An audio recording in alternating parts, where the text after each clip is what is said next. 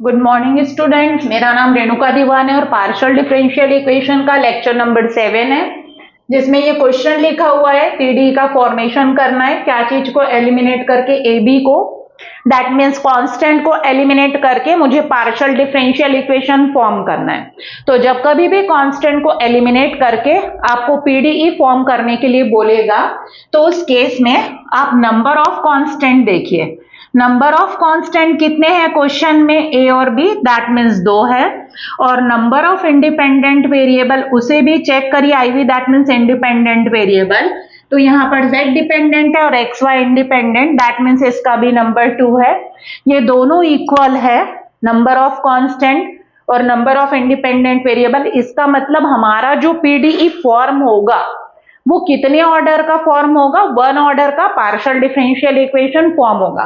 That means सिर्फ 1 time हम differentiate करेंगे तो हमारा ए और बी जो कांस्टेंट है वो क्या हो जाएगा, एलिमिनेट हो जाएगा।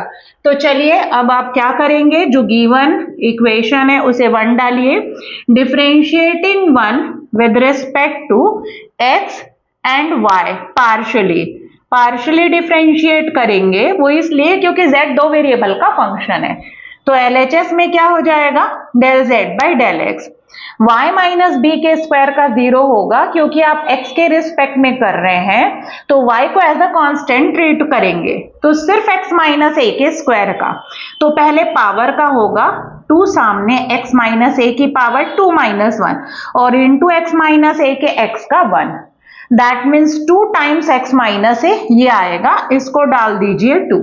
अब इसी तरीके से y के रिस्पेक्ट में डिफरेंशिएट करिए तो x माइनस ए के स्क्वायर का 0 हो जाएगा, y के रिस्पेक्ट में 2 सामने आएगा, y माइनस बी की पावर 2 माइनस 1 और y का y के रिस्पेक्ट में 1, ये हो गया आपका 3। अब देखिए मुझे 1 2 3 को ऐसे सॉल्व करना है कि हमारा जो कांस्टेंट है ए बी वो क्या हो जाए, एलिमिनेट हो जाए।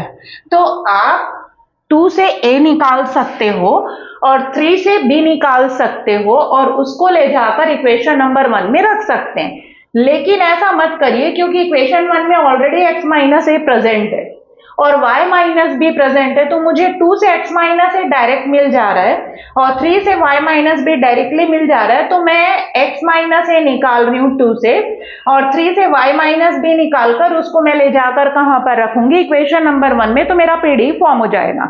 ए भी मत निकालिए क्योंकि यहाँ पर ऑलरेडी x माइनस ए निकल रहा है जो हमारे 1 में प्रेजेंट है। तो फ्रॉम 2, इक्वेशन नंबर 2 से आप x माइनस ए निकालिए, तो x minus a is equals to क्या रहेगा, तो ये 2 अपॉन में आ जाएगा del z by del x की, del z by del x को हम p से डिनोट करते हैं तो p बाई 2।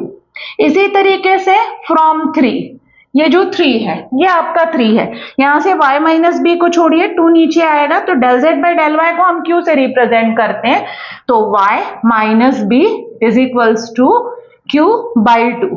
अब इनको ले जाकर 1 में सब्सटीट्यूट करिए, तो z is equals to x minus a का स्क्वायर है, दैट मीन्स p बाई 2 का स्क्वायर होगा प्लस y माइनस बी का स्क्वायर है, जो है y माइनस बी की वैल्यू q बाई 2 उसका स्क्वायर।